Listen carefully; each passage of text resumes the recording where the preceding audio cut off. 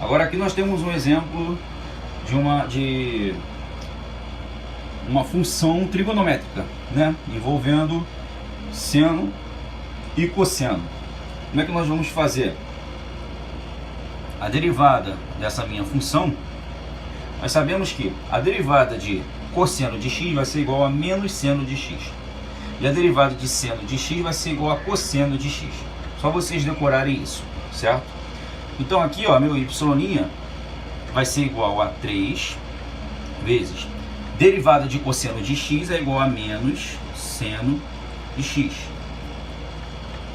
mais 7 vezes derivada de seno de x, cosseno de x, mais derivada de x ao cubo é igual a 3x ao quadrado, mais a derivada da constante é igual a 0.